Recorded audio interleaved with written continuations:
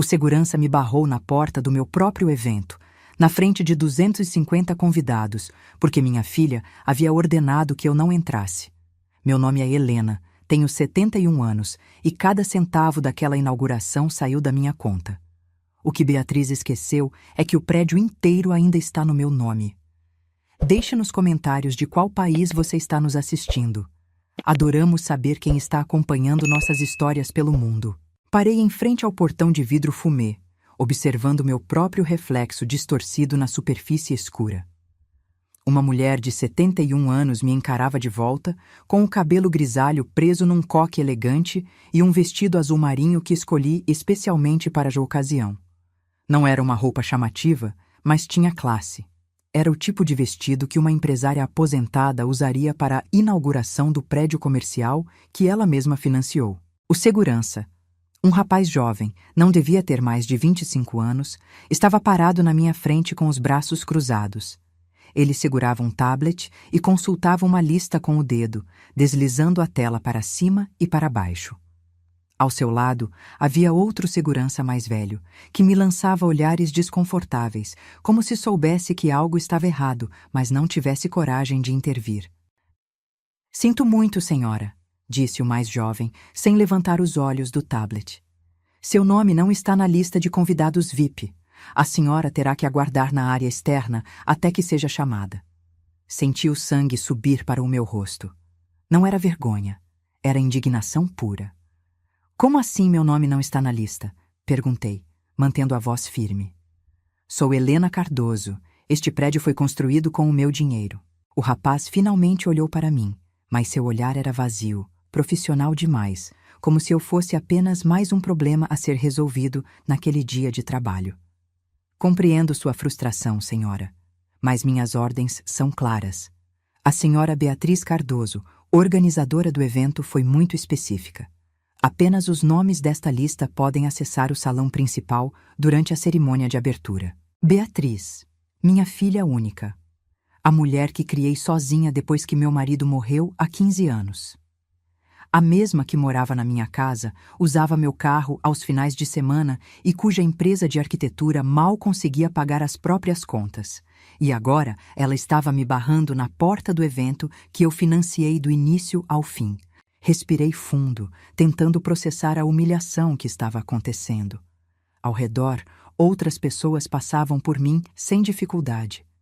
Reconheci alguns rostos: empresários da cidade, políticos locais, influenciadores digitais que Beatriz insistiu em convidar para dar visibilidade ao projeto. Todos eles entravam com sorrisos largos, cumprimentando-se, tirando fotos na entrada decorada com arranjos caríssimos de orquídeas brancas. Orquídeas que eu paguei. "Pode chamar a Beatriz, por favor?" pedi, forçando um tom calmo. "Tenho certeza de que isso é um mal-entendido." O segurança hesitou, mas pegou o rádio preso ao cinto. "Central, aqui é a entrada principal. Temos uma senhora aqui que diz ser a mãe da senhora Beatriz e quer falar com ela. O nome é Helena Cardoso." Houve um silêncio. Depois, a voz rouca e impaciente da minha filha crepitou pelo rádio. "Já falei que ela não pode entrar agora. Peça para ela aguardar na área de estacionamento. Vou falar com ela depois da cerimônia." O segurança desligou o rádio e me olhou com uma expressão que tentava parecer simpática, mas que só conseguia ser condescendente. "A senhora ouviu. Por favor, dirija-se à área de estacionamento." Fiquei parada ali, incapaz de me mover. Minha mente girava em círculos, tentando encontrar uma explicação lógica para o que estava acontecendo. Será que Beatriz estava com vergonha de mim? Do meu vestido simples? Da minha idade? Ou seria algo pior? Ela realmente acreditava que podia me tratar como uma intrusa no meu próprio investimento. Olhei para o prédio atrás dos seguranças. Eram 10 andares de vidro e concreto, com uma fachada moderna que refletia o céu azul da tarde. Cada janela, cada viga de sustentação, cada metro quadrado daquele lugar existia porque eu havia assinado cheques, aprovado projetos e assumido riscos financeiros que Beatriz jamais teria coragem de assumir sozinha. E agora ela me mandava esperar no estacionamento. "Não vou para o estacionamento", eu disse finalmente. Minha voz saiu mais alta do que eu pretendia, e algumas pessoas que passavam pela entrada viraram a cabeça na nossa direção.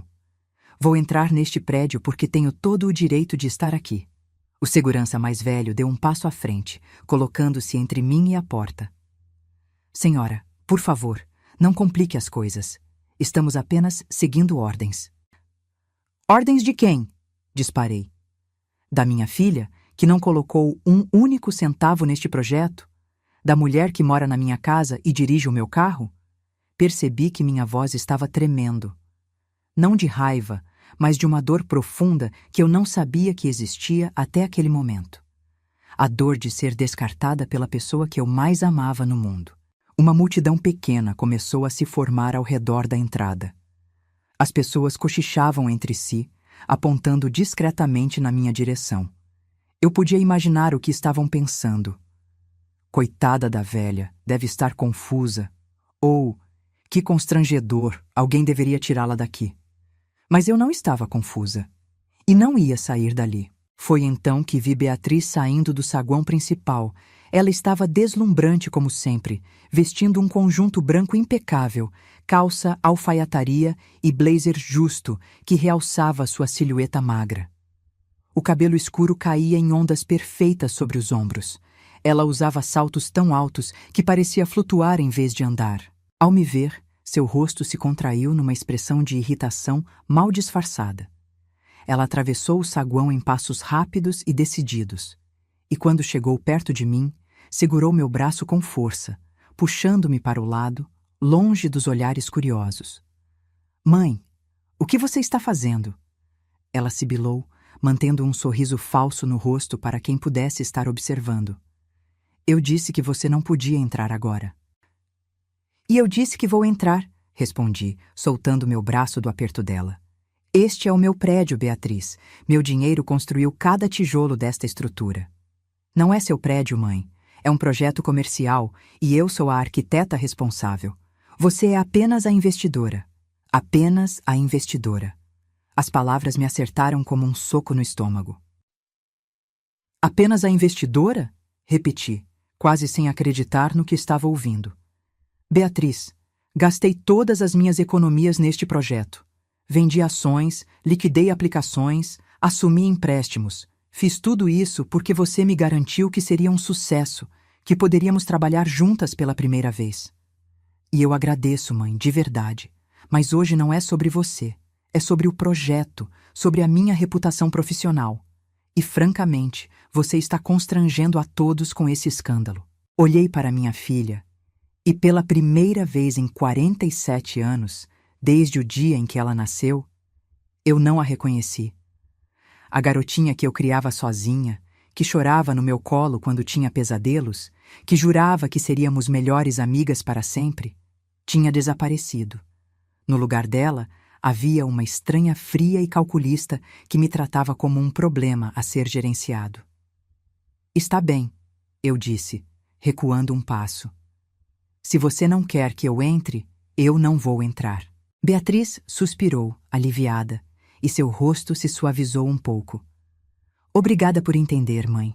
Depois da cerimônia, a gente conversa com calma. Eu te levo para jantar, pode ser? Eu não respondi. Apenas virei as costas e comecei a caminhar em direção ao estacionamento, sentindo os olhos de dezenas de pessoas me seguindo.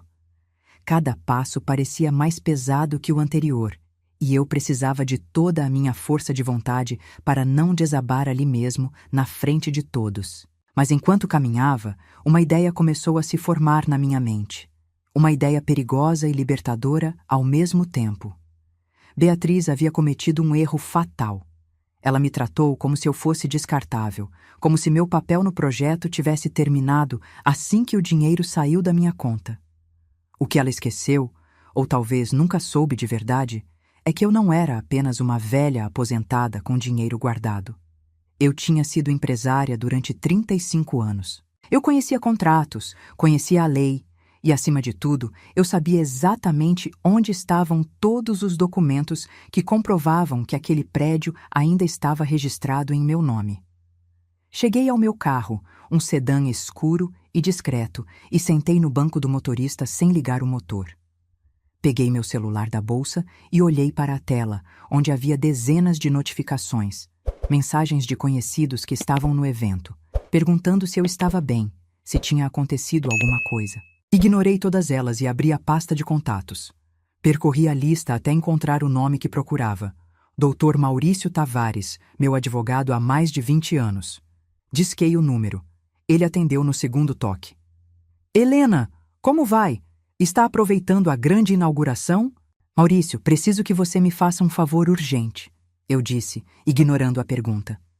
Preciso de uma cópia autenticada da escritura do prédio comercial da Avenida Paulista. E preciso que você verifique todas as cláusulas do contrato de gestão que assinei com a Beatriz. Houve uma pausa. Aconteceu alguma coisa? Digamos apenas que minha filha se esqueceu de quem realmente é a dona do prédio. E eu preciso lembrá-la disso. Maurício não fez mais perguntas. Ele me conhecia bem o suficiente para saber que quando eu usava aquele tom de voz, era melhor apenas obedecer e investigar depois. Combinamos de nos encontrar em seu escritório em 1 hora, tempo suficiente para ele reunir todos os documentos necessários. Desliguei o telefone e fiquei ali sentada por alguns minutos, observando o movimento ao redor. Carros entravam e saíam do estacionamento.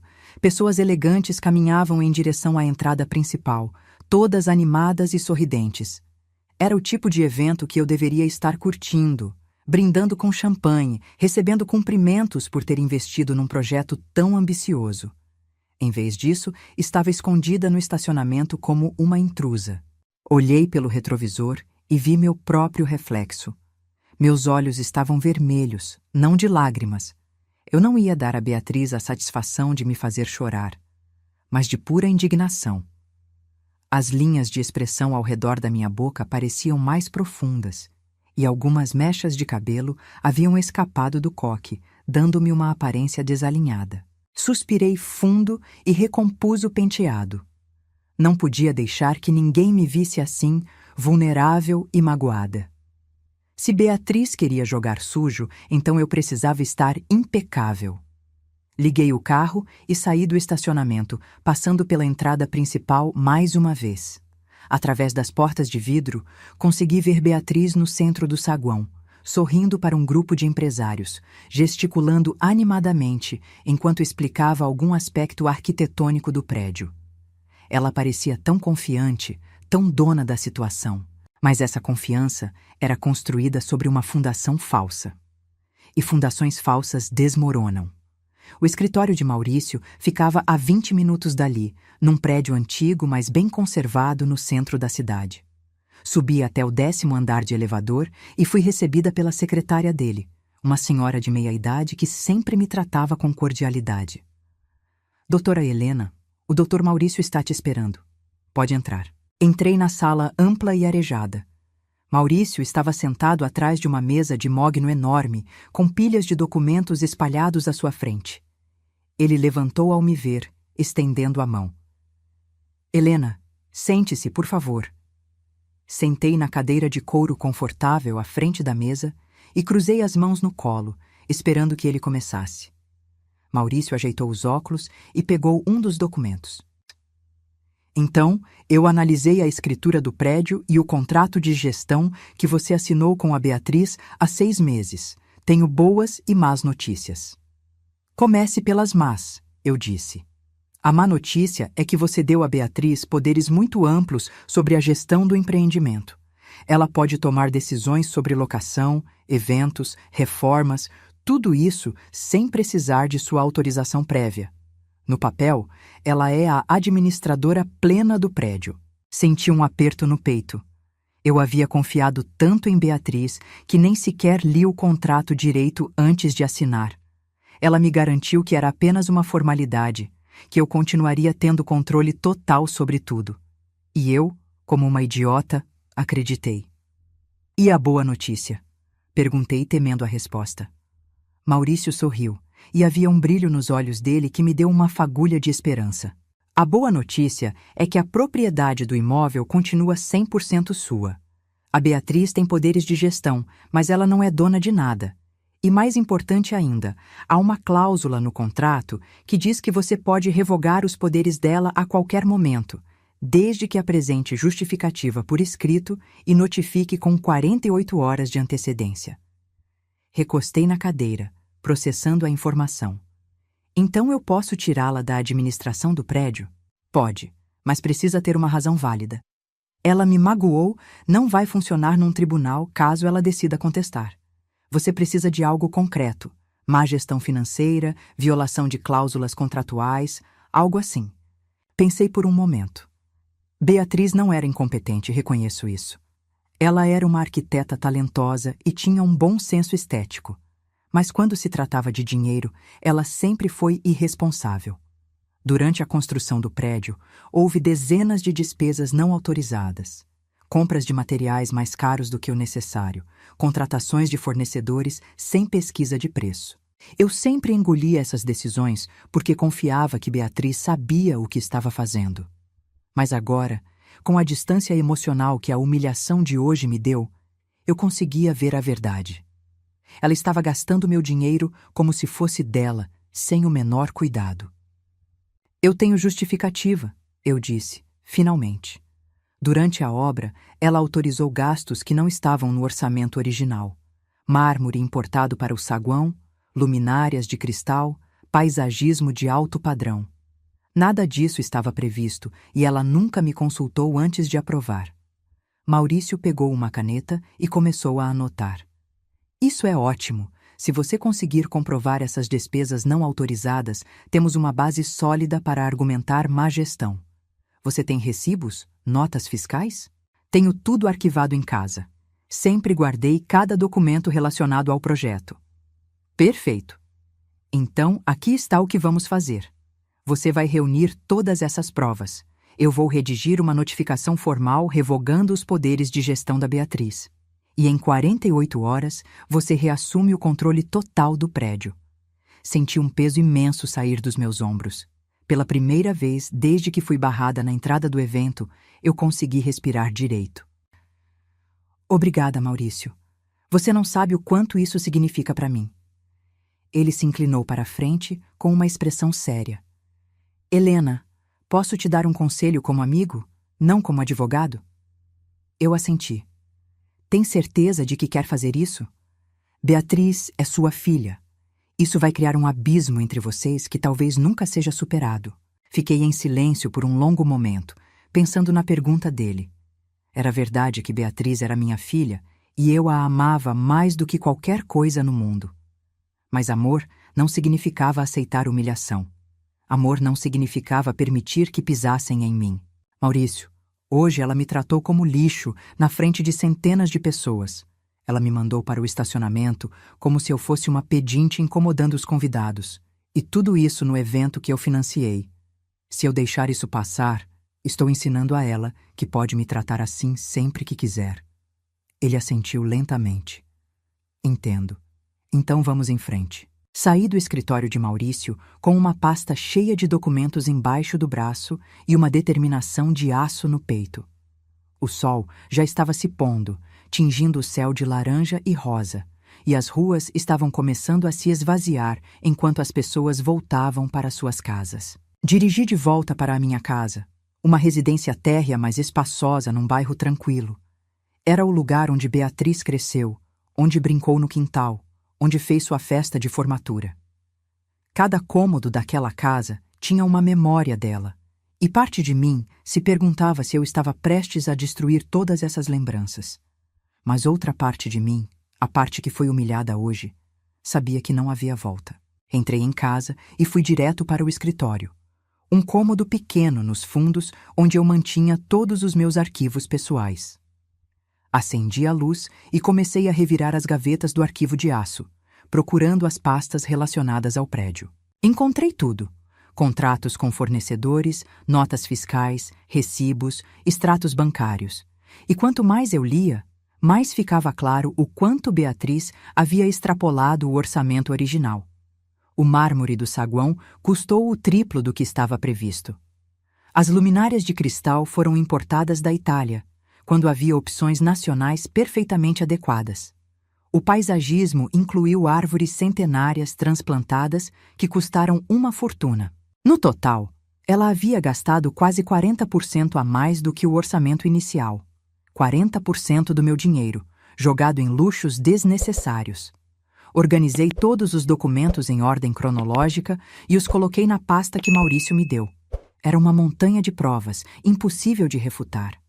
Enquanto trabalhava, ouvi a porta da frente se abrir. Beatriz havia voltado da inauguração. Mãe, está em casa? Ela chamou do corredor com aquela voz doce e inocente que usava quando queria algo. Não respondi. Continuei organizando os papéis, ouvindo os passos dela se aproximarem do escritório. Ela apareceu na porta, ainda vestida com o conjunto branco impecável, mas com uma expressão cansada no rosto. Oi, mãe. Desculpa por hoje. Sei que você ficou chateada, mas foi tudo muito corrido, sabe? Eu precisava garantir que tudo saísse perfeito e... Beatriz. Eu a interrompi, sem tirar os olhos dos documentos. Quanto você gastou com as luminárias do saguão? Ela piscou, surpresa com a pergunta. O quê? As luminárias? Ah, não sei. Acho que uns 80 mil reais. Por quê? E o mármore? Mãe, qual é o problema? O prédio ficou lindo. Todo mundo elogiou. Quanto? Insisti. Ela suspirou, irritada. Não sei exatamente. Uns 200 mil, talvez mais. Mas era necessário. O mármore nacional não tinha a mesma qualidade. O orçamento original previa 60 mil para luminárias e 80 mil para mármore. Você gastou quase 4 vezes mais do que o planejado. E fez isso sem me consultar. Beatriz cruzou os braços, na defensiva. Eu sou a arquiteta do projeto, mãe. Essas decisões técnicas cabem a mim. Você não entende de design, não entende de materiais. Mas entendo de dinheiro e entendo de respeito, 2 coisas que você claramente não tem por mim. Ela revirou os olhos, um gesto que me irritou profundamente. Ah, para com isso. Você está sendo dramática por causa de hoje? Eu já pedi desculpas. O que mais você quer? Quero que você saia do meu escritório. E amanhã de manhã, quero que você procure um lugar para morar. O queixo de Beatriz caiu. O quê? Você está me expulsando de casa? Estou.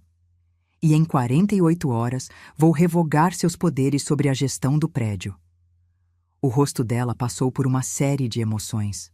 Choque, raiva, descrença e, finalmente, uma fúria gelada que eu nunca tinha visto antes. Você não pode fazer isso. Posso e vou. Conversei com o Maurício hoje. Tenho base legal para tudo. Ela deu um passo à frente, com os punhos cerrados. Você está fazendo isso porque eu não te deixei entrar na inauguração? Porque feri seu ego? Estou fazendo isso porque você me tratou como lixo, Beatriz. E porque gastou meu dinheiro como se fosse seu, sem o menor respeito pelos limites que estabelecemos. Aquele prédio só existe por minha causa, ela gritou. Eu projetei cada detalhe. Eu supervisionei a obra. Eu que fiz tudo dar certo. Você só assinou cheques. Levantei da cadeira lentamente, apoiando as mãos na mesa. E sem os meus cheques, Beatriz, você não teria nada. Absolutamente nada. Agora saia do meu escritório. Ela me encarou por mais alguns segundos, como se estivesse esperando que eu recuasse. Quando percebeu que eu estava falando sério, virou as costas e saiu, batendo a porta com tanta força que o vidro da janela tremeu. Ouvi seus passos furiosos subindo as escadas, seguidos pelo som de portas de armários sendo abertas e fechadas violentamente. Ela estava fazendo as malas, e uma parte de mim, aquela parte maternal que ainda se importava, quis correr até o quarto dela e dizer que estava tudo bem, que poderíamos resolver isso. Mas eu não fiz isso. Me forcei a ficar sentada, olhando para a pasta de documentos à minha frente. Porque pela primeira vez em 47 anos, eu estava escolhendo a minha dignidade em vez do amor incondicional. E essa escolha doía mais do que eu imaginava. A casa ficou estranhamente silenciosa depois que Beatriz saiu batendo a porta. Ouvi o carro dela ligando na garagem, as rodas cantando no asfalto enquanto ela acelerava pela rua. Parte de mim esperava que ela voltasse, que batesse na porta pedindo desculpas, dizendo que havia exagerado. Mas as horas passaram e nada aconteceu. Fiquei sentada no escritório até tarde da noite, relendo os documentos, certificando-me de que cada vírgula, cada número, cada cláusula estava no lugar certo. Maurício me enviou a minuta da notificação por e-mail, e eu a revisei 3 vezes antes de aprovar. Era um documento seco e formal, mas cada palavra carregava o peso da minha decisão. Quando finalmente fui para a cama, já passava da meia-noite.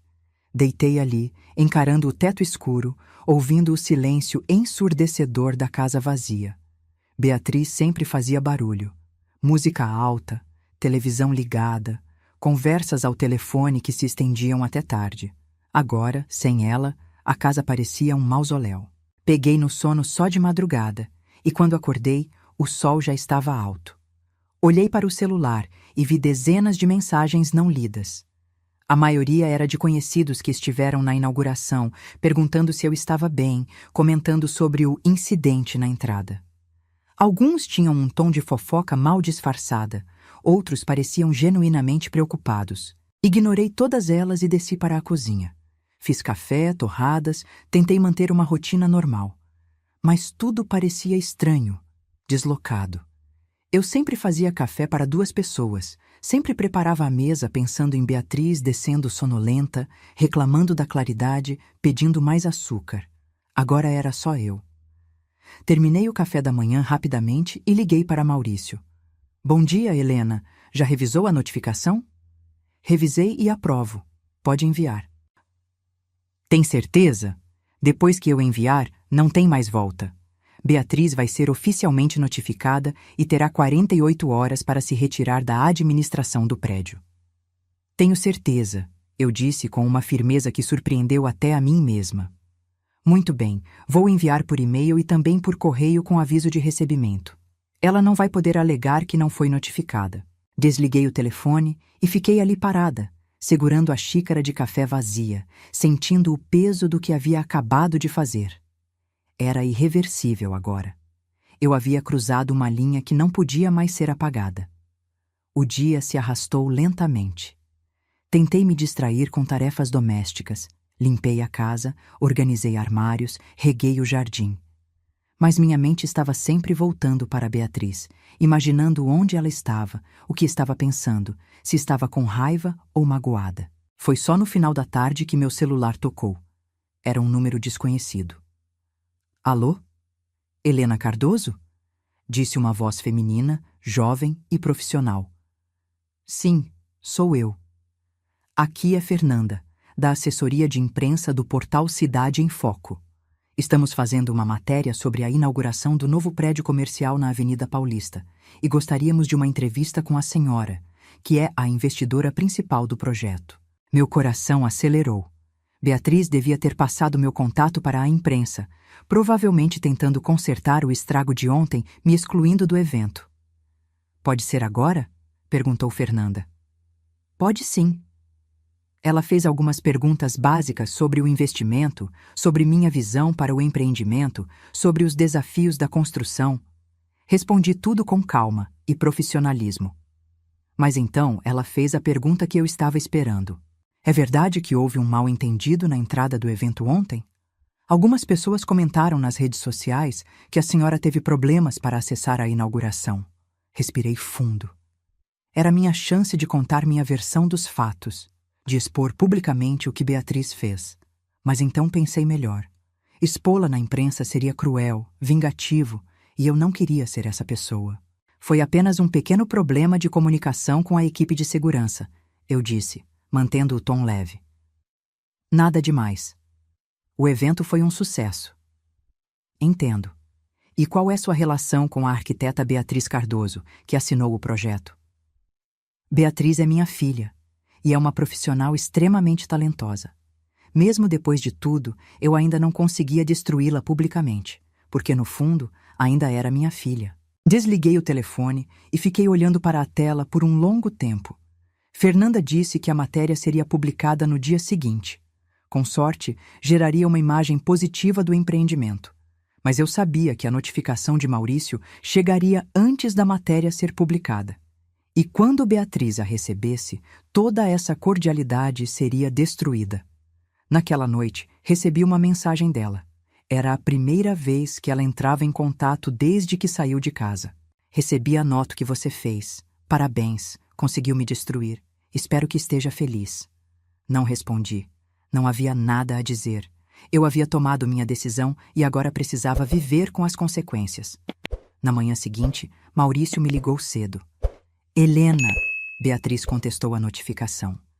Ela enviou uma resposta formal, alegando que todas as despesas extras foram necessárias e que ela tinha autonomia para fazê-las de acordo com o contrato de gestão. Ela tem razão? Tecnicamente, sim. O contrato dá a ela amplos poderes. Mas o ponto é que você, como proprietária, ainda tem o direito de revogar esses poderes. Só que agora vai ser mais complicado. Ela vai levar isso para a justiça. Senti um aperto no peito. Quanto tempo pode demorar? Meses, talvez anos. E vai custar caro. Você está disposta a bancar isso?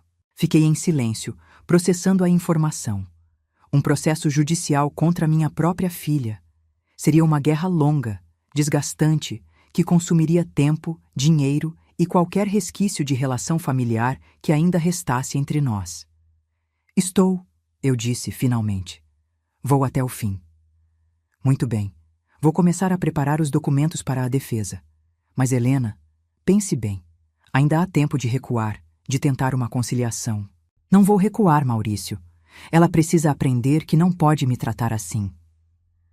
Depois de desligar, fiquei sentada na varanda, olhando para o jardim que eu mesma plantei anos atrás. As flores estavam começando a desabrochar. Rosas, jasmins, hortênsias. Era um jardim que eu cultivei com paciência e carinho, exatamente como tentei cultivar minha relação com Beatriz. Mas às vezes, não importa o quanto você cuida. Algumas plantas simplesmente não florescem da maneira que você esperava. E às vezes, você precisa arrancá-las pela raiz antes que elas destruam todo o jardim. As semanas que se seguiram foram as mais difíceis da minha vida. O processo judicial se arrastava com uma lentidão torturante. Cada documento protocolado, cada audiência marcada era um lembrete doloroso de que eu estava em guerra com minha própria filha. Maurício me mantinha informada de cada desenvolvimento. Beatriz havia contratado um escritório de advocacia caro, provavelmente financiado por algum empréstimo ou por aqueles amigos ricos dela, e estava lutando com todas as forças para manter o controle do prédio. A mídia começou a notar o conflito. Uma pequena nota apareceu num site de fofocas locais. Mãe e filha entram em disputa judicial por prédio de luxo na Paulista. Felizmente, não deram muitos detalhes, mas foi o suficiente para que as pessoas começassem a comentar. Meus vizinhos me olhavam com uma mistura de pena e curiosidade. Conhecidos que antes me cumprimentavam calorosamente, agora desviavam o olhar quando me viam na rua. Eu havia me tornado aquela mulher, a mãe que processou a própria filha. Numa tarde de quinta-feira, recebi uma ligação inesperada. Era Sílvia, minha cunhada, irmã do meu falecido marido. Éramos próximas antigamente, mas nos afastamos depois da morte dele. Helena, oi, tudo bem? Oi, Sílvia. Tudo sim, e você? Olha, eu liguei porque estou preocupada. Vi a notícia sobre você e a Beatriz. É verdade que vocês estão brigando na justiça? Suspirei. Sabia que essa hora chegaria. É verdade, sim. Mas, Helena, ela é sua filha. Como você consegue fazer isso? Sílvia, você não sabe metade do que aconteceu. A Beatriz me humilhou publicamente. Gastou meu dinheiro sem o menor respeito. E quando eu tentei conversar com ela... Eu sei, ela me interrompeu. A Beatriz me contou a versão dela. Ela disse que você está com ciúmes do sucesso dela, que não aceita que ela seja reconhecida profissionalmente. Senti a raiva subir. Ciúmes? Sílvia, eu financiei o projeto inteiro. Como posso ter ciúmes de algo que eu construí? Mas você não construiu, Helena. Você deu dinheiro. Quem construiu foi a Beatriz. E agora que ela está sendo reconhecida, você quer tomar tudo dela. Era incrível como Beatriz havia invertido a narrativa. De repente, eu era a vilã, A mãe invejosa que não conseguia aceitar o sucesso da filha. Silvia, não vou discutir isso com você. Se quiser acreditar na versão da Beatriz, é problema seu. Helena, espera.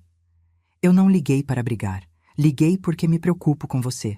E porque sei que o Rodrigo ficaria muito triste de ver vocês duas assim. A menção do meu falecido marido me atingiu em cheio. Rodrigo sempre foi o mediador da família, aquele que resolvia conflitos com paciência e bom humor. Se ele estivesse vivo, nada disso teria acontecido. O Rodrigo ficaria triste, sim, eu disse com a voz trêmula. Mas ele também não aceitaria que eu fosse humilhada. Ele me ensinou a ter dignidade. Silvia suspirou. Tudo bem, Helena. Só promete que vai pensar bem antes de seguir em frente com isso. Processos judiciais são destrutivos, principalmente quando envolvem família. Prometo, eu disse, só para encerrar a conversa. Mas eu sabia que não ia voltar atrás. 2 dias depois, tive minha primeira audiência de conciliação. Maurício me buscou em casa de manhã cedo e me levou até o fórum. Era um prédio antigo e imponente, com corredores de mármore frio e um cheiro de mofo que me fez sentir claustrofóbica. Esperamos numa sala pequena e abafada, sentados em cadeiras de plástico desconfortáveis. Maurício repassou comigo os pontos principais que eu deveria mencionar, os argumentos que justificavam minha decisão de revogar os poderes de Beatriz. Depois de quase 1 hora de espera, a porta se abriu e Beatriz entrou, acompanhada de sua advogada, uma mulher de meia idade com um terno cinza impecável e uma expressão severa. Beatriz não olhou para mim. Ela se sentou do outro lado da mesa, com os olhos fixos nas mãos, o rosto pálido e tenso. Estava mais magra do que eu lembrava, com olheiras profundas que a maquiagem não conseguia esconder.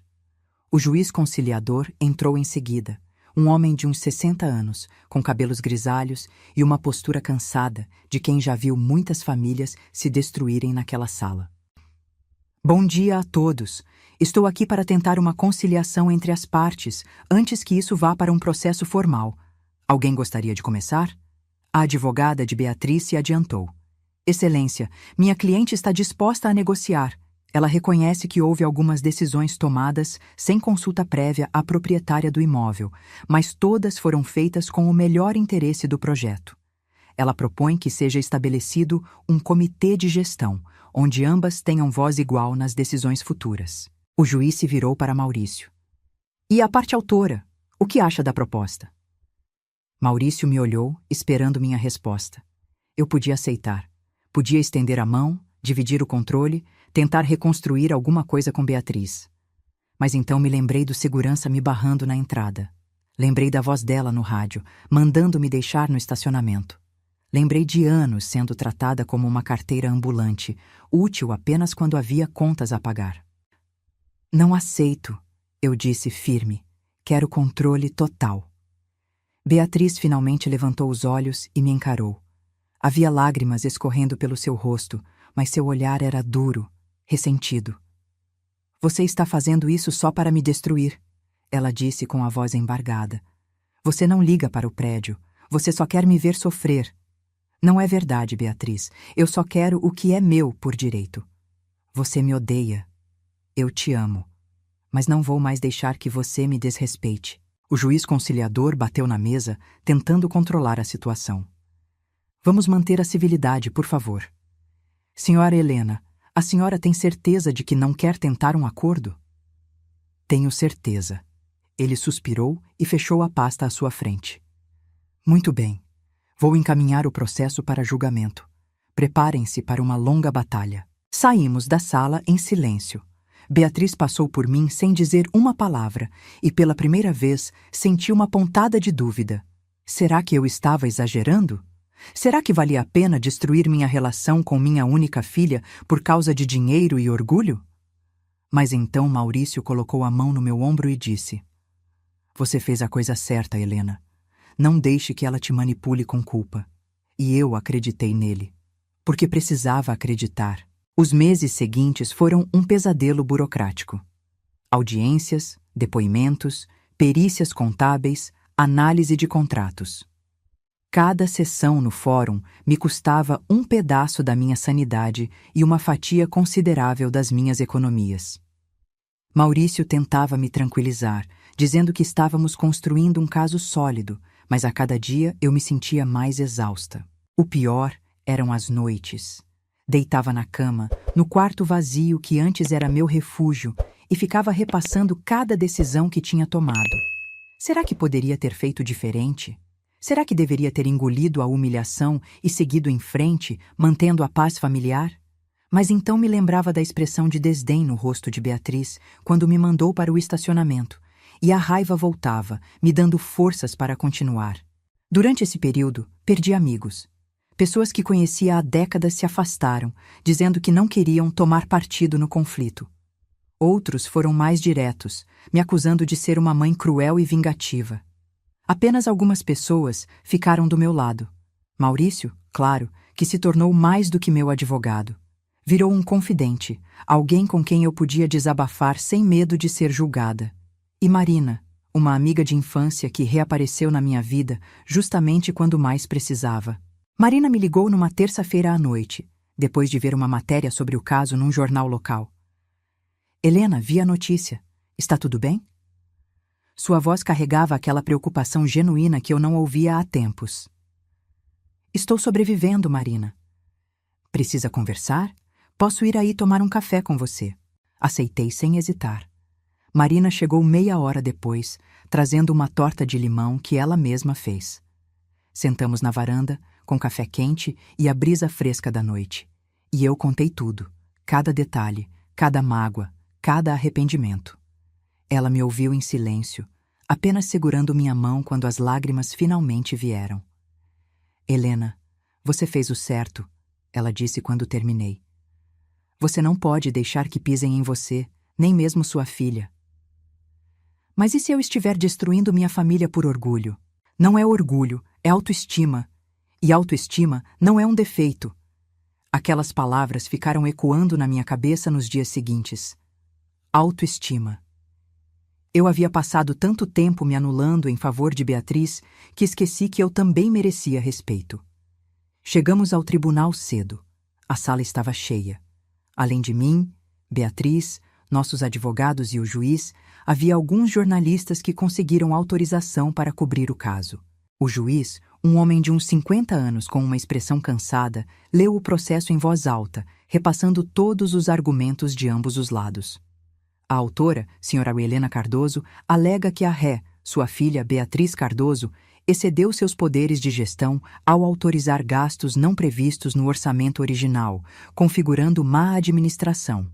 A ré, por sua vez, argumenta que todos os gastos foram necessários e estavam dentro de sua autonomia como gestora do empreendimento. Ele pausou, ajustando os óculos. Analisando os documentos apresentados, bem como os depoimentos das testemunhas, cheguei a uma conclusão. Meu coração disparou. Segurei firme na borda da cadeira, sentindo as mãos suarem. A senhora Beatriz Cardoso, de fato, extrapolou os limites orçamentários estabelecidos no contrato inicial. Embora os gastos pudessem ser justificados do ponto de vista arquitetônico, a falta de consulta prévia à proprietária do imóvel configura, sim, uma violação do acordo de gestão. Olhei de relance para Beatriz. Ela estava pálida, com os olhos fixos no juiz. Portanto, acato o pedido da autora. Os poderes de gestão da senhora Beatriz Cardoso sobre o imóvel ficam revogados, com efeito imediato. A propriedade e a administração plena retornam à senhora Helena Cardoso. Senti um alívio imenso, misturado com uma tristeza profunda.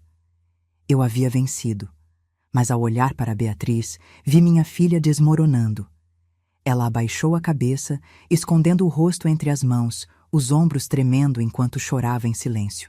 A advogada dela tentou consolá-la, mas Beatriz a afastou e saiu correndo da sala, sem olhar para trás. Maurício colocou a mão no meu ombro. Parabéns, Helena. Você conseguiu. Mas eu não me sentia vitoriosa. Sentia apenas um vazio imenso. Saí do tribunal em silêncio, ignorando as perguntas dos jornalistas que tentavam me abordar. Entrei no carro de Maurício e pedi para ele me levar diretamente para o prédio da Avenida Paulista. Tem certeza? Ele perguntou. Você não quer ir para casa descansar? Tenho certeza. Preciso ver. Chegamos ao prédio no final da tarde. A luz dourada do sol batia na fachada de vidro, fazendo-o brilhar. Era bonito, não podia negar. Beatriz tinha feito um trabalho magnífico. Entrei pelo saguão principal, aquele mesmo onde fui barrada meses atrás. O segurança de antes ainda estava lá, e dessa vez ele me reconheceu imediatamente. Boa tarde, senhora Helena, ele disse, abrindo a porta para mim com reverência. Caminhei pelo saguão, observando cada detalhe. O mármore italiano que Beatriz escolheu realmente era deslumbrante, refletindo a luz de maneira quase mágica. As luminárias de cristal lançavam um brilho suave e acolhedor. O paisagismo, com aquelas árvores centenárias, dava ao ambiente uma sensação de serenidade. Era tudo lindo, mas vazio. Não havia mais nada de Beatriz ali. Sua energia, sua paixão, sua visão. Tudo tinha sido apagado pela minha vitória judicial. Subi até o 10º andar, onde ficava a cobertura que Beatriz havia transformado em seu escritório pessoal. A sala estava vazia, com apenas algumas caixas de papelão empilhadas num canto. Ela já havia retirado seus pertences. Caminhei até a janela e olhei para a cidade lá embaixo. São Paulo se estendia em todas as direções, um mar de prédios e ruas movimentadas, e eu me senti pequena, insignificante. Havia vencido a batalha, mas perdido a guerra. Peguei meu celular e, pela primeira vez em meses, digitei uma mensagem para Beatriz. Precisamos conversar, por favor. Esperei. 1 minuto, 2, 5, nada. Depois de 15 minutos, a resposta chegou. Não tenho mais nada para falar com você. Fechei os olhos, sentindo as lágrimas escorrerem. Eu tinha razão. Tinha a lei do meu lado. Tinha recuperado o que era meu. Mas havia perdido minha filha. E nenhuma vitória no mundo valia isso. Nas semanas que se seguiram à sentença, tentei reconstruir algum tipo de normalidade na minha vida. Assumi formalmente a administração do prédio, contratei uma equipe de gestão, comecei a revisar contratos de locação. O trabalho me mantinha ocupada durante o dia, mas as noites continuavam sendo um tormento. Toda vez que passava pelo quarto que era de Beatriz, sentia um aperto no peito. Ela havia levado quase tudo: roupas, livros, até os quadros que decoravam as paredes. Mas algumas coisas ficaram para trás. Um urso de pelúcia velho que ganhei quando ela nasceu, algumas fotos de infância, um caderno de desenhos de quando tinha 10 anos. Eu guardava tudo numa caixa, sem coragem de jogar fora, mas também sem coragem de olhar direito. Marina vinha me visitar sempre que podia, trazendo comida, companhia, palavras de conforto. Ela insistia que eu tinha feito a coisa certa, que Beatriz eventualmente entenderia. Mas quanto mais o tempo passava, menos eu acreditava nisso. Tentei ligar para ela algumas vezes, mas meu número estava bloqueado. Enviei e-mails, cartas, até uma mensagem através de Maurício. Nada. Beatriz havia me cortado completamente da vida dela. Foi só 3 meses depois do julgamento que tive notícias dela. Não diretamente, mas através de uma amiga em comum, que me ligou num domingo à tarde. Helena, não sei se devo te contar isso, mas achei que você gostaria de saber. A Beatriz está passando por dificuldades financeiras. Ela perdeu o apartamento que alugava e está morando com uma amiga. Senti o coração apertar. Como ela está? Magra, pálida, parece que não está dormindo direito, e ouvi dizer que ela está tendo dificuldade para conseguir novos projetos. A história do processo judicial afugentou alguns clientes. Desliguei o telefone com as mãos tremendo. Beatriz estava sofrendo, e eu era a responsável. Sim, ela havia me desrespeitado, gastado meu dinheiro sem permissão, me humilhado publicamente. Mas ela ainda era minha filha, e vê-la caindo por minha causa era insuportável. Naquela noite, não consegui dormir. Fiquei revirando na cama, pensando em todas as escolhas que havia feito, em todos os caminhos que poderia ter seguido. E pela primeira vez, me perguntei seriamente: valeu a pena? Recuperei o prédio, sim. Recuperei minha dignidade, sim. Mas perdi minha filha, perdi amigos, perdi noites de sono e pedaços da minha sanidade. No dia seguinte, liguei para Maurício. Preciso fazer alguma coisa pela Beatriz. Helena, você não deve nada a ela. A sentença foi justa. Não é sobre o que eu devo, Maurício. É sobre o que eu quero fazer. Ela é minha filha e está sofrendo. Houve um silêncio do outro lado da linha. O que você tem em mente? Quero transferir parte do lucro do prédio para uma conta em nome dela. Não muito, apenas o suficiente para ela se reerguer. Você sabe que isso pode ser interpretado como admissão de culpa? Não me importo. Preciso fazer isso. Maurício concordou em redigir os documentos necessários. Uma semana depois, transferi uma quantia significativa para uma conta que abri em nome de Beatriz. Junto com o dinheiro, enviei uma carta. Beatriz, não estou pedindo perdão, porque acredito que as duas fizemos coisas que magoaram uma a outra. Mas também não quero que você sofra por causa das minhas escolhas. Este dinheiro é uma parte dos lucros do prédio. Tecnicamente, é seu por direito, já que você foi quem projetou e supervisionou a obra. Use-o para se reerguer, para recomeçar. Não espero que me perdoe. Só espero que você fique bem. Com amor, sempre, mãe. Enviei a carta e esperei. Dias se passaram sem resposta. Então semanas. Eu havia desistido de receber qualquer retorno quando, numa tarde chuvosa de quinta-feira, a campainha tocou. Fui até a porta, esperando encontrar um entregador ou talvez Marina. Mas quando abri, era Beatriz. Ela estava molhada da chuva, o cabelo grudado no rosto, os olhos vermelhos. Segurava um envelope. Minha carta. Posso entrar? Ela perguntou com a voz rouca. Dei um passo para o lado, deixando-a passar. Ela entrou devagar, olhando ao redor como se estivesse vendo a casa pela primeira vez. Ficamos paradas ali, no corredor, em silêncio constrangedor. Nenhuma das duas sabia por onde começar. Obrigada pelo dinheiro, ela disse finalmente. Eu precisava. Eu sei. Mas eu não vim aqui por causa disso. Ela levantou os olhos e me encarou, e pela primeira vez em meses vi algo além de raiva naquele olhar. Vi mágoa, arrependimento, talvez até um lampejo de amor. Eu vim pedir desculpas. Senti as lágrimas queimando nos meus olhos. Beatriz... Não, deixe eu falar, ela me interrompeu. Você estava certa, sobre tudo. Eu te tratei mal, eu gastei seu dinheiro sem respeito, eu te humilhei naquele evento. E quando você reagiu, quando você finalmente disse chega, eu te pintei como vilã. Mas a vilã sempre fui eu. Não, filha, as duas erramos. Você errou ao me processar, mas eu errei em te dar motivos para isso. Ela deu um passo à frente, hesitante.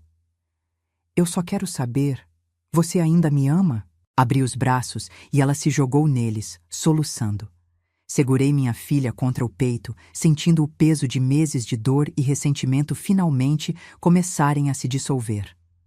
Sempre amei você, Beatriz. Mesmo quando estava mais furiosa, eu nunca parei de te amar. Ficamos ali, abraçadas, chorando juntas. Não resolveu tudo. Ainda havia muitas feridas que precisariam de tempo para cicatrizar. Mas era um começo. E às vezes, um começo é tudo o que precisamos. Os meses seguintes foram de reconstrução lenta e dolorosa. Beatriz não voltou a morar comigo imediatamente. Ela precisava de espaço, de independência, de tempo para processar tudo o que havia acontecido. Mas nos falávamos quase todos os dias, reconstruindo aos poucos a ponte que havia sido destruída. Ela usou o dinheiro que transferi para alugar um pequeno escritório e começar a trabalhar em novos projetos. Nada muito grande no começo, reformas residenciais, pequenos comércios. Mas ela estava recomeçando e fazia isso com uma humildade que eu nunca tinha visto nela antes. Um dia, 3 meses depois daquela tarde chuvosa em que ela apareceu na minha porta, Beatriz me ligou com uma proposta. Mãe, posso passar aí hoje à noite? Quero conversar sobre uma coisa. Preparei um jantar simples. frango assado, arroz, salada, e esperei ansiosa. Quando ela chegou, trazia uma pasta de couro embaixo do braço e uma expressão séria no rosto. Sentamos à mesa e comemos em silêncio, trocando amenidades sobre o trabalho, sobre o clima, sobre nada de importante. Foi só depois da sobremesa que ela finalmente abriu a pasta. Eu fiz uma coisa, ela disse, tirando alguns documentos de dentro. E antes que você diga qualquer coisa, deixa eu explicar. Ela deslizou os papéis pela mesa na minha direção. Eram plantas arquitetônicas, renderizações em 3D, orçamentos detalhados. É um projeto para um segundo prédio, ela explicou. Menor que o primeiro, mais modesto, mais lucrativo. E dessa vez eu quero fazer diferente. Olhei para os documentos, impressionada com o nível de detalhamento. É lindo, Beatriz, mas não entendi. Você quer que eu invista de novo? Não. Ou melhor, não sozinha. Eu consegui investidores, tenho capital suficiente para começar. Mas eu queria te convidar para ser parte do projeto. Não como financiadora silenciosa, mas como sócia ativa. Eu cuido da parte técnica, você cuida da parte financeira, juntas, de igual para igual. Senti um nó na garganta. Você tem certeza? Depois de tudo que aconteceu, tenho certeza, porque aprendi que preciso de você, mãe. Não do seu dinheiro, de você, da sua experiência, da sua sabedoria, do seu olhar crítico que eu sempre fingi odiar, mas que, no fundo, sempre me fez melhor. Peguei sua mão por cima da mesa. Seria uma honra. Começamos a trabalhar juntas logo em seguida. Era diferente dessa vez, mais respeitoso, mais transparente. Toda decisão era discutida, todo gasto era aprovado em conjunto. E, surpreendentemente, funcionava. O novo prédio começou a tomar forma ao longo dos meses. Era menor que o primeiro, sim, mas tinha algo especial. Tinha a nossa colaboração genuína, o nosso esforço conjunto, sem ressentimentos ou disputas de poder. Durante esse período, minha relação com Beatriz foi se curando aos poucos. Jantávamos juntas uma vez por semana, às vezes duas. Conversávamos sobre coisas que nunca havíamos conversado antes, sobre meus medos, sobre as dela, sobre arrependimentos e esperanças. Uma noite, durante um desses jantares, ela me fez uma pergunta que me pegou de surpresa. Mãe, você se arrepende de ter me processado? Pensei antes de responder, querendo ser honesta. Eu me arrependo de ter chegado a esse ponto. Me arrependo de não ter imposto limites antes, de não ter sido mais firme quando você começou a me desrespeitar. Se eu tivesse agido mais cedo, talvez não precisasse ter sido tão drástica. E se você pudesse voltar no tempo, faria diferente? Faria. Mas não mudaria o resultado final. Porque o que eu aprendi, Beatriz, é que amor sem respeito não é amor de verdade. É dependência. É medo da solidão. É covardia. E eu não quero mais ser covarde. Ela assentiu lentamente. Você me ensinou isso. Da pior maneira possível, mas me ensinou. Sorrimos uma para a outra. Um sorriso triste, mas genuíno. O novo prédio ficou pronto 1 ano e meio, depois do início das obras. A inauguração foi simples, sem pompas, sem centenas de convidados, apenas amigos próximos, parceiros de negócio, pessoas que realmente importavam. E dessa vez, não houve mal-entendidos na entrada. Eu estava lá, ao lado de Beatriz, cortando a fita juntas, sorrindo para as câmeras, celebrando não apenas um empreendimento bem-sucedido, mas também uma relação resgatada. Naquela noite, quando voltei para casa, sentei na varanda com uma xícara de chá e olhei para as estrelas. Pensei em tudo que tinha acontecido, a humilhação, o processo, a dor, a reconciliação. Valeu a pena? Ainda não tinha certeza. Mas sabia que havia aprendido algo valioso, que defender sua dignidade às vezes custa caro, mas viver sem ela custa ainda mais. 2 anos se passaram desde aquele dia em que fui barrada na entrada do prédio. Parece uma eternidade, mas ao mesmo tempo parece que foi ontem. Hoje, quando olho para trás, consigo ver toda a jornada com mais clareza. Consigo entender que tanto eu quanto Beatriz éramos imperfeitas, que ambas cometemos erros, que ambas carregávamos mágoas e inseguranças que nunca havíamos verbalizado. O prédio da Avenida Paulista, aquele que gerou tanta dor, hoje é um empreendimento próspero. Os escritórios estão todos alugados, o retorno financeiro é excelente e, ironicamente, virou referência arquitetônica na cidade. Beatriz tem razão de se orgulhar do trabalho dela. E eu também tenho. Aprendi a administrar o prédio com competência, contratei uma equipe excelente e descobri que gosto dessa área. Aos 71 anos, quando muitas pessoas da minha idade estão em casa assistindo televisão, eu estou gerenciando reuniões, negociando contratos, tomando decisões importantes e me sinto viva. O segundo prédio, aquele que construímos juntas, também está prosperando. É menor, mais discreto, mas tem algo que o primeiro nunca teve. Foi feito com amor e respeito mútuo. Cada tijolo ali representa uma conversa que tivemos, um consenso que alcançamos, uma concessão que uma fez à outra. Beatriz amadureceu muito nesses 2 anos. Ela agora entende o valor do dinheiro, a importância de respeitar quem investe e, principalmente, entende que ser talentosa não lhe dá o direito de pisar nos outros. Ela ainda tem aquele espírito forte e determinado, mas aprendeu a temperá-lo com humildade. E eu? Eu aprendi que dizer não me torna uma mãe má. Aprendi que estabelecer limites é um ato de amor próprio, não de egoísmo. Aprendi que, às vezes, para salvar uma relação, você precisa estar disposta a quebrá-la temporariamente. Marina continua sendo minha confidente, minha amiga fiel que esteve comigo nos piores momentos. Maurício também se tornou um amigo querido. Jantamos juntos uma vez por mês, e ele sempre pergunta, brincando, se tenho mais alguma batalha judicial para travamos juntos. Sempre respondo que não, que uma foi mais do que suficiente para uma vida inteira. Hoje pela manhã, Beatriz passou aqui em casa. Não agendamos, ela simplesmente apareceu com um bolo de cenoura, meu favorito, e uma garrafa de café especial. Vim tomar café da manhã com você, ela disse, sorrindo na porta. Tomamos café na varanda, conversando sobre tudo e sobre nada. Sobre o novo cliente que ela conseguiu, sobre o inquilino problemático do prédio, sobre a série que estamos assistindo. Coisas simples, cotidianas, que parecem banais, mas que para mim são preciosas. Porque durante meses, achei que nunca mais teria essas manhãs. No final do café, ela me olhou com uma expressão séria. Mãe, eu nunca te agradeci de verdade pelo que você fez. Pelo que eu fiz?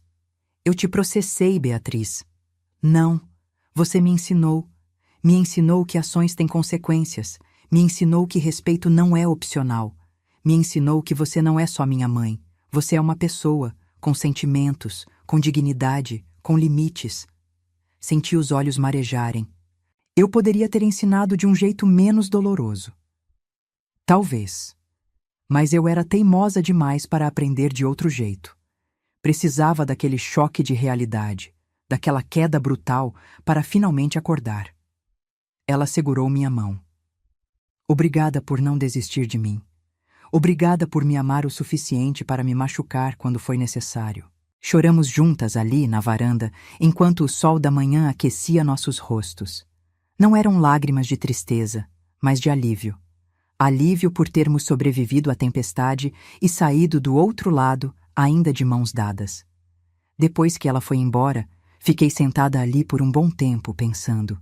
Pensei nas mulheres da minha geração, que foram ensinadas a se anular, a sempre colocar os outros em primeiro lugar, a engolir desrespeito em nome da paz familiar. Pensei em quantas de nós aceitamos migalhas de amor, nos convencendo de que é isso que merecemos. E pensei em como é libertador descobrir que não, que merecemos respeito, dignidade, consideração. E que exigir essas coisas não nos torna egoístas ou más, nos torna humanas. Se pudesse voltar no tempo e falar com aquela Helena que estava parada na frente do prédio, sendo barrada pelo segurança, eu diria: vai ser difícil, vai doer mais do que você imagina. Você vai questionar suas escolhas 1000 vezes, vai chorar sozinha, vai se perguntar se valeu a pena. Mas continue, porque do outro lado dessa dor existe uma versão de você que se respeita. E essa versão vale cada lágrima derramada. Hoje, quando passo em frente ao prédio da Avenida Paulista, não sinto mais aquele aperto no peito. Sinto orgulho. Orgulho do que construímos, orgulho de ter defendido minha dignidade, orgulho de ter criado uma filha que, apesar de todos os erros, teve coragem de reconhecê-los e mudar. O segurança que me barrou naquele dia ainda trabalha lá. Às vezes nos encontramos e ele sempre cumprimenta com respeito, quase com reverência.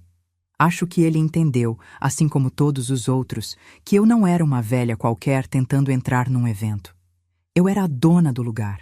Sempre fui. Marina me ligou ontem à noite, perguntando se eu estava bem, se precisava de companhia.